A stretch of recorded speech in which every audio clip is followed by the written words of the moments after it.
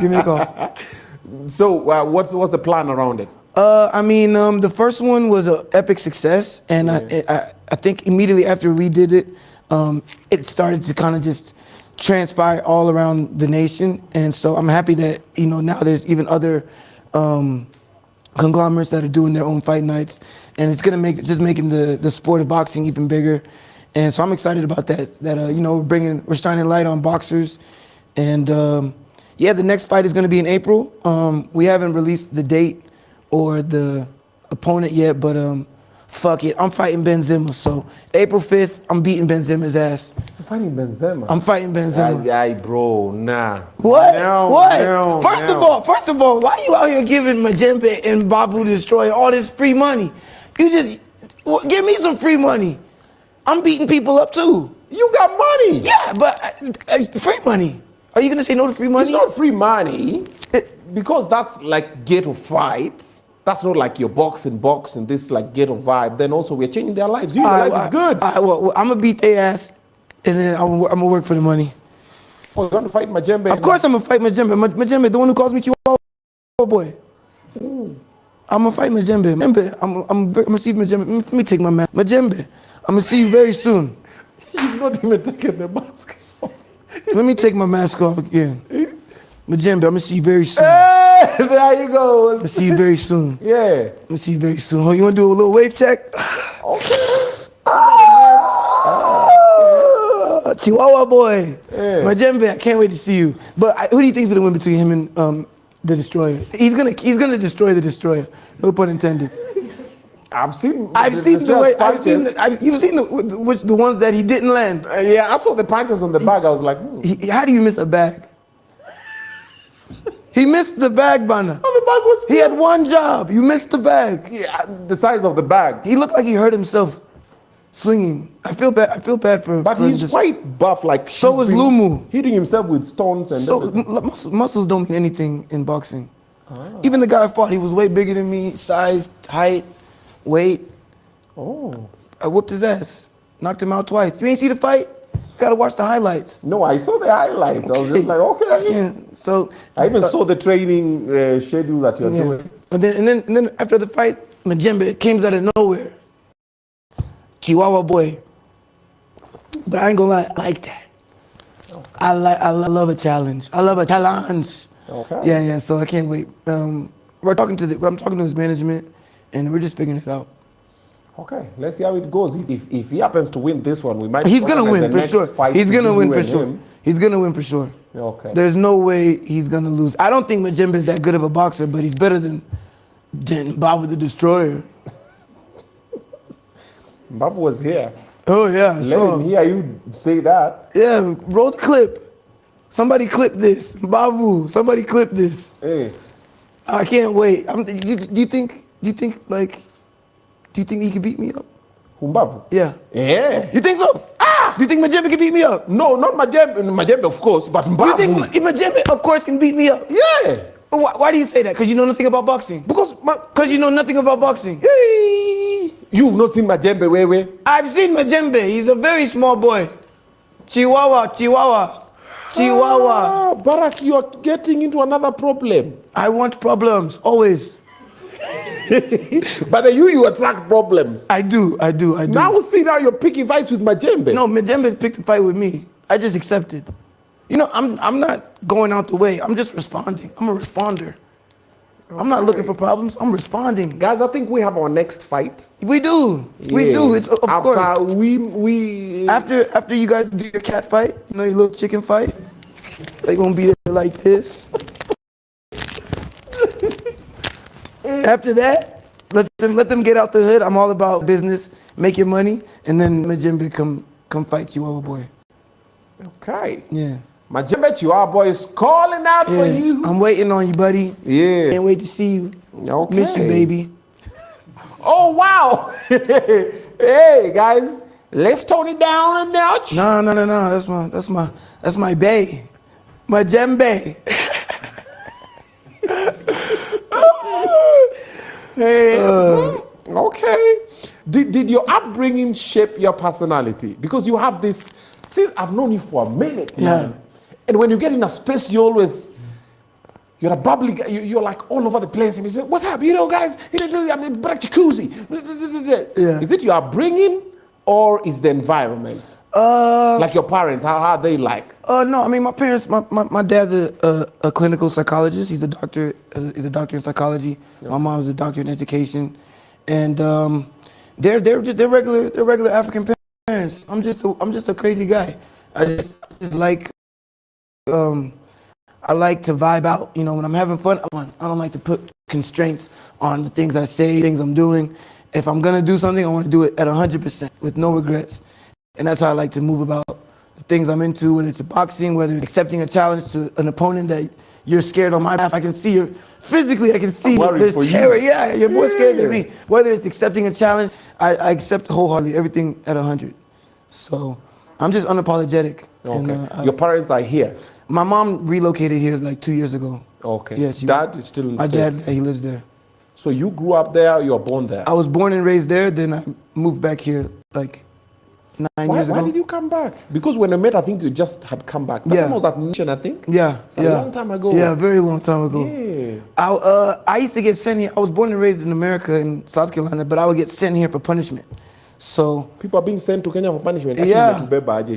Imagine it's not even a punishment. Kenya for punishment. They send you to a chaotic city. But you know, I get over sent here for punishment. I realized I'm having a great time. This is great. So you love the punishment? Yeah, but I used to get sent here maybe for like what, class 6, class 8, form 3, and then by that time this is like vacation home. So then I just moved back once I saw the time was befitting, which was now like 2016. Okay. Yeah. Got back, you got into music, because when I met you also you're rapping. Yeah. Did you study there, did you study here? I started rapping right before I came back. So okay. I started in America. Yeah. I started rapping. What got you into rap? My brother used to tell me that I'm a really good rapper. He was like, yo, you should rap. And so I just started rapping. But I mean, it was kind of like a natural kind of thing to do as a person who grew up in, like, I started in radio. I started off throwing events. So it just was a natural evolution, you know, to start doing music as well. You've done music with some big names, man. Yeah. Some heavy hitters. Yeah. Octo. Yeah. You used to walk a lot with Octo, by the way. Yeah, that was my mentor. For a long time. You used to roll with Octo a lot. You've done a song with Tanasha. Yeah. Some of the other big names? Calligraph. Me and Scar got music. Of course, Boutros. Who else? Silverstone. Who else? I got Bien. Bien was on my last album. Kamula. Yeah, all the greats. Okay. All the great ones. Among all of them, your favorite to work with? My favorite to work with, probably Bien, because he's just so unfiltered. So unfiltered, man. And he's a masterclass as a musician. He's a musician masterclass. When you watch him in the studio, watch him when he's writing, watch him how he's moving, you know, in different environments. So he's my favorite guy to work with. He's very, very unhinged. Okay. Yeah. Producers? Favorite producer? Yeah. Ooh, dang, you're gonna have them start sending me beats. My favorite. mention two. All right, okay. Yeah, Honorable mentions, favorite producers. I'll say Addison. There's a guy named Addison. He made a lot of my songs. And whose beats do I really like right now? I mean, Soundcraft. I've never worked with Soundcraft, but like we know each other, but we've never like made a song together. We've worked together, but we never made a song together. But I'm a fan of his catalog. Okay. I'm a fan of his catalog. A while ago, there was a conversation about Kenyan music and musicians not being international. Saw the story? What, did I say this? No, you saw the story? Maybe. Yeah, it's been there that Kenyan music is not international. It's not in the international standards. The Kenyan artists are not international. What's your take on it? I think there's some truth to it. I feel like when it comes to African music that's at a global standard, Kenya's not #1 in holding that torch, and that's obvious information. Like, it's between South Africa and Nigeria that it's debatable who's making the best global music, but those are the two that we can, without debate, say is making international music. I just think we make good music, but if we're gonna compare to the ones we have to compete with, I don't think we're anywhere close to where we should be or where we should be to talk about competing in that conversation. We have a few people that are making good enough music that we can kind of compete, but not that we can compete as a nation. Nah, not yet. You were on radio for a minute. Yeah. Now, from a radio presenter, then also you are an artist. Yeah. So radio presenter, artist, and also you help produce a couple of your tracks. Yeah. What's the problem? What are we not getting right? Because we have amazing musicians. I think it's a mixture between one. I think our infrastructure stagnates the overall best possible outcome for the industry, and then I think besides the infrastructure of our whole industry, this might sound bad, but I think we don't work hard enough. I feel like Kenyan artists just don't go as hard as they think they go. Like they don't work as hard as they think they do, because I always compare, like in Nigeria, there's gonna be 10 new Saudi souls every week. There's a new Saudi soul. In Kenya, we get one Saudi soul for past 20 years. And then the top artists after Saudi Soul breakup are all the guys that left Saudi Soul. So, the math isn't mathing. Oh. The math isn't mathing. So for the ones that missed in the English, let me slow it down for you. Please help me. Just. So he just said, in Nigeria, every week there's how many Saudi There's a new souls? Saudi Soul, at least 10. There's a new Wizkid, there's a new Rema every week. But in Kenya, no, we have the same Nyasinski, same Saudi Soul for the last 20 years. Yeah, and then the next top 5 artists are the same members of Saudi Soul individually. Yes. Wow, that's a very interesting way to look at it. It's true though. And you've said our infrastructure is really one. Yeah, and by infrastructure I mean like the way we get paid, like musicians. The support system. Yeah, we get promoters. Not even the promoters, like MCSK, like musicians are supposed to get paid through music, but if you're telling me like at the end of the year when we're supposed to get our royalties from all the radio spins, the songs when they play it at the club, they accumulate all the times your songs get played and you're supposed to get a payout, a hefty payout, a healthy payout. I think a couple years ago I saw Saudi Soul posted what they got paid from MCSK was $2,500. Then the same week, Calligraph posted what he got paid from MCSK, which was what? $2,500.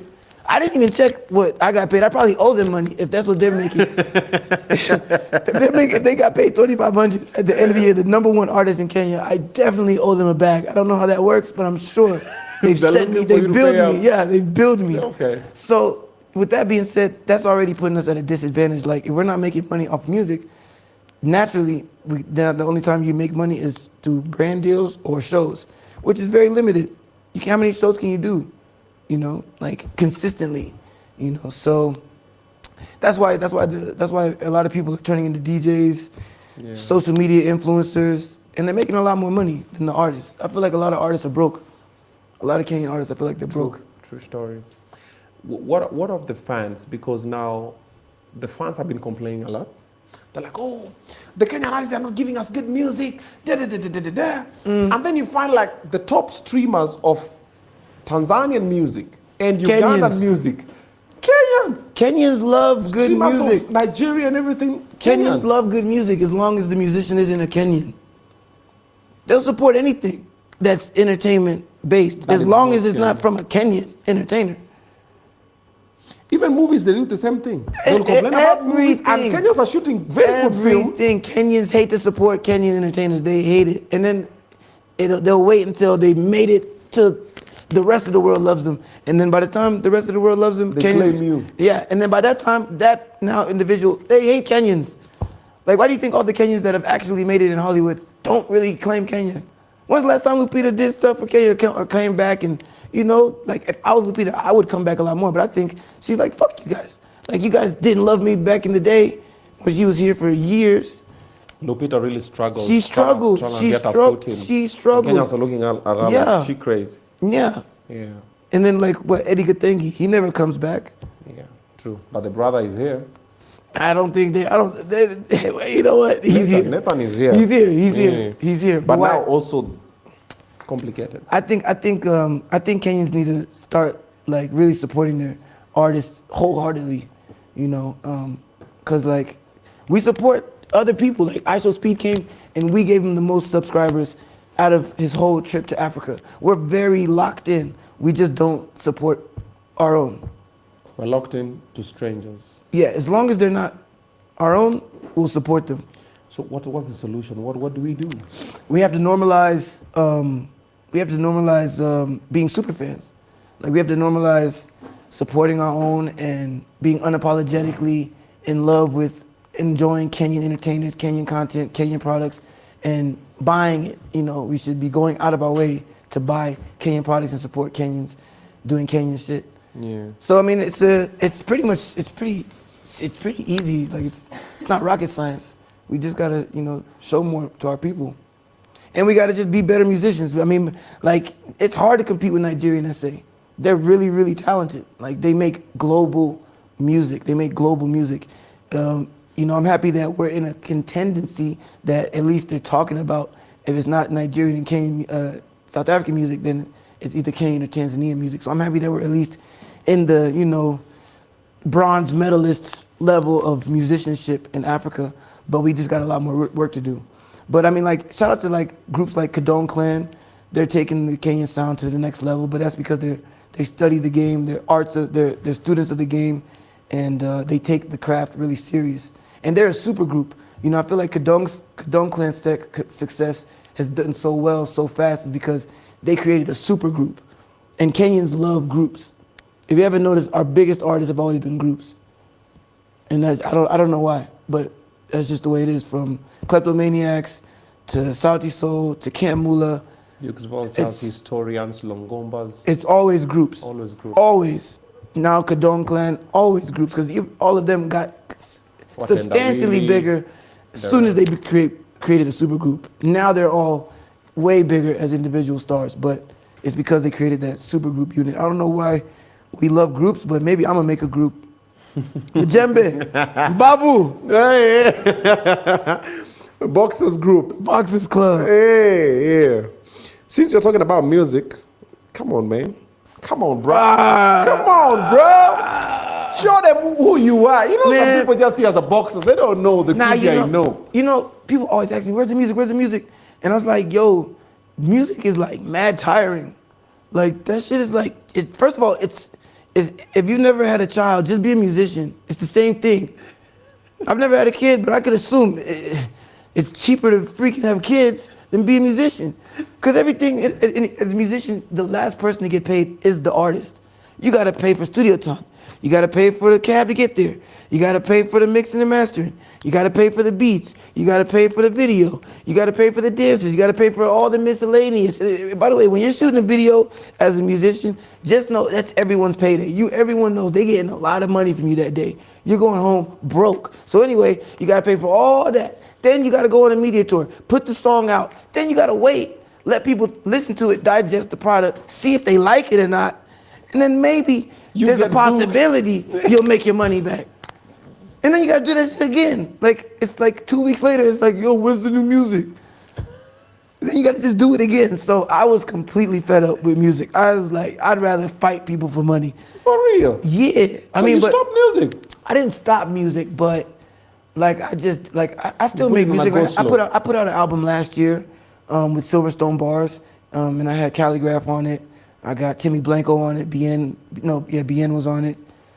So yeah, I still put out music, but I just have more fun making real money. Like, I'm actually enjoying my life making real money, and I don't have to spend $250K on a video, and it doesn't even get 25K views. And I can post a video of me arguing with a woman at a mango shop, and I'm getting 1 million views on my Instagram. And I posted that for free. So I'm like, the math isn't mathing. I'm going home looking at the math, and I'm like, this isn't working. And that's why everyone's a social media influencer right now, because they're actually making money. You know, they're actually getting paid. Yeah. Or that's why a lot of the artists are being DJs, because now DJs, even that's why I started DJing. I'm like, yo, you're actually, you know, when you think about it, you gonna pay me to play somebody else's music? Sign me up. Sign me up, Obinna. You don't have to record nothing. Bruh, show up. Just play it on cue. I don't gotta bring no backup dancers. I don't gotta get a new outfit.